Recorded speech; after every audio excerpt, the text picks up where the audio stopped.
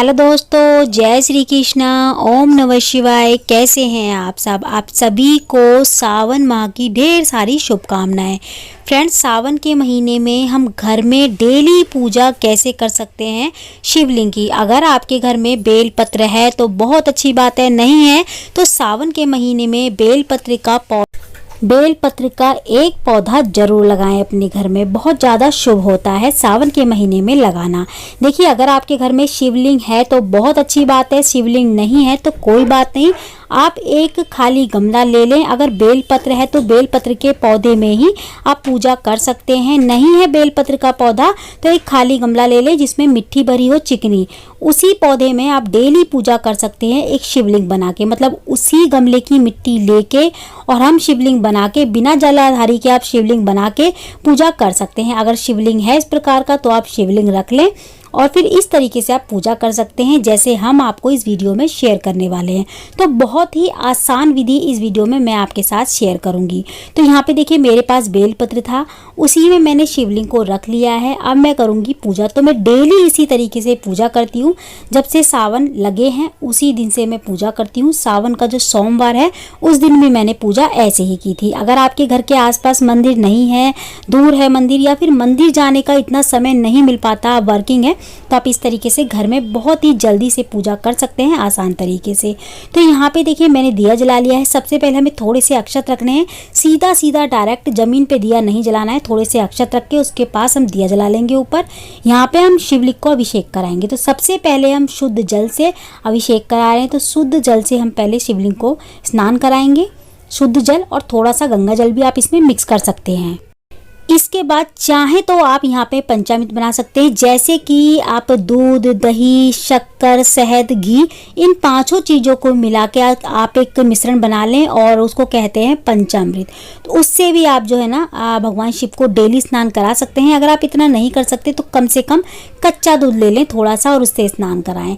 तो सबसे पहले हमने शुद्ध जल से स्नान कराया, फिर कच्चे दूध से स्नान कराया शिवलिंग को। उसके बाद हम फिर से जो है ना शुद्ध जल से स्नान करा लेंगे। इसके बाद हम वस्त्र स्वरूप कलावा चढ़ाएंगे शिवलिंग पे भगवान भोले को। इसके बाद हम चंदन से तिलक करेंगे। तो देखिए, चंदन से ही हमको तिलक करना है, ना तो हमको हल्दी से करना है ना रोली से करना है। हमको भगवान शिव को, शिवलिंग को या भगवान शिव को जो है ना चंदन से ही तिलक करना होता है। आप सफ़ेद या फिर पीले रंग का चंदन ले सकते हैं। और यहाँ पे चंदन से तिलक करने के बाद अब हम थोड़े से चढ़ाएंगे अक्षत। चाहे तो आप यहाँ पे, अगर आपके पास जौ है ना, आप वो भी चढ़ा सकते हैं। तो यहाँ पे मैंने जो है ना थोड़े से अक्षत भी जो हम चढ़ा देंगे।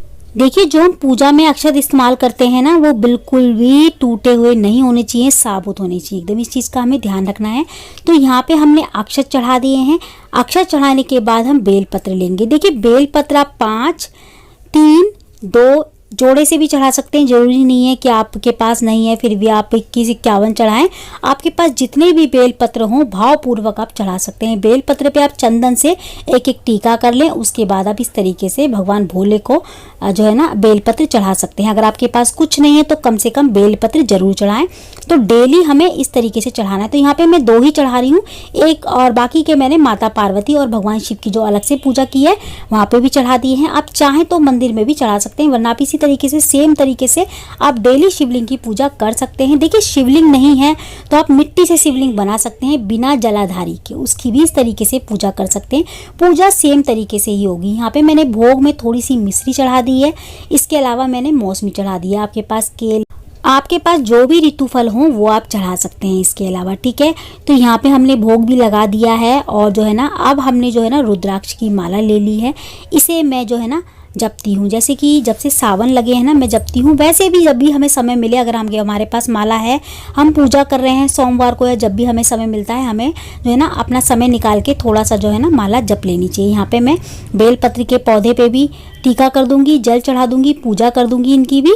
और इसके बाद मैं थोड़ा सा माला को शुद्ध करूंगी, जल की छींटे देके और एक तिलक करूंगी चंदन का। उसके बाद मैं ओम नमः शिवाय का जाप करूंगी 108 बार। आपके पास माला नहीं है तो आप नॉर्मली इस तरीके से बैठ के उंगलियों पे गिन गिन के जो है ना जाप कर सकते हैं ओम नमः शिवाय का, या फिर आप लिख के भी जाप कर सकते हैं ओम नमः शिवाय का। ओम नमः शिवाय का जाप जब हम करते हैं ना घर में, जब आवाज़ गूंजती है, आपको बोलते हुए करना है, मन में नहीं करना। और लगातार पूजा करते समय आपको ओम नमः शिवाय बोलना बोलना है, अगर आपको कोई मंत्र बोलना नहीं आता तो। इसके बाद हम माला को रख देंगे, हाथ जोड़ लेंगे, अपनी पूजा में रही कमियों के लिए क्षमा याचना करेंगे। इसके बाद हम आरती कर लेंगे। आप यहाँ पे ना आप गणेश जी की आरती करें, भगवान शिव की आरती करें। अगर आपके पास समय नहीं है तो आप खाली गणेश जी की आरती कर सकते हैं। बस आरती करने के बाद हमको आसन को अभी छोड़ना नहीं है, आपको हल्का सा खड़ा होकर आरती करना है, बिल्कुल बैठ के नहीं आरती करना कि आप जैसे बैठे थे पूजा करने वैसे ही आप आरती कर लें। आप थोड़ा खड़े हो जाएं हल्के से, उसके बाद आप आरती कर लें, ठीक है, झुक के आरती कर लें। और उसके बाद थोड़ा सा जल लेके सीधे हाथ में हमें इस तरीके से आरती के चारों ओर फेरना है। और आरती को अभी हमें उठना नहीं है लेके, अभी हमें वहीं पे बैठ जाना है। इसके बाद जो हमने आसन बिछाया था अपने नीचे पूजा करते समय, आसन के नीचे हम थोड़ा सा जल डालेंगे। फ्रेंड्स, मैं ये सब चीज़ें इसीलिए बता रही हूँ कि हमारी पूजा का हमें पूरा फल मिले, ठीक है। यहाँ पे हम 3 बार जल गेरेंगे आसन के नीचे। उसके बाद अपनी 2 उंगलियों से इस तरीके से जल लेते हुए अपने माथे पे लगाएंगे, अपनी आँखों पे लगाएंगे और बोलेंगे ओम इंद्राय नमः, ओम नमः शिवाय, ओम इंद्राय नमः। इस तरीके से 2 बार 3 बार हम बोलेंगे और हमारी पूजा हो जाती है संपन्न।